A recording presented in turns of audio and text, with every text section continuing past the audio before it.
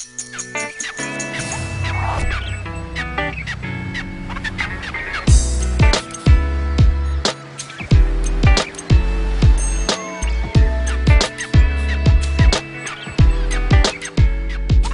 lure is the Rattlin Rapala.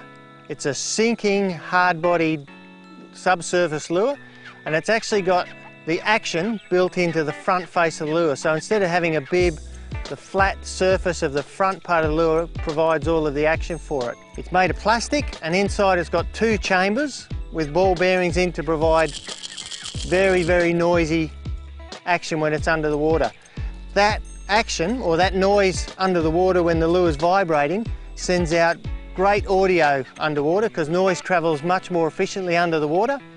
That noise will attract the fish to this, and the beauty of these lures, the way they work, is that you can drop them down into different openings, or you can run them parallel with a deep surface, or you can drop them down a vertical surface, or if you're working around weed beds, you can sink it in and out of the weed beds. They're designed to work basically with just a steady straight retrieve like that. They've got enough action built into the front face of the lure that a steady retrieve will get those ball bearings making plenty of noise and lots of vibration.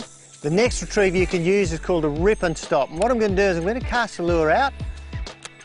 I'm going to rip it along, going to get plenty of noise to come out of that lure, and then I'm going to stop. And because it's a heavy lure, it's going to sink, and I can drop it down into drop-offs, I can drop it into holes in weed beds, I can drop it along vertical structure like a bridge pylon, and then I just rip it out again.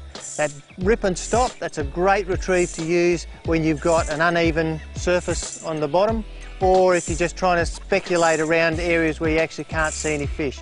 So whether you're going to use this lure in the open water with a steady retrieve or a round structure with a rip and stop, Rattlin Rapala, dynamite lure.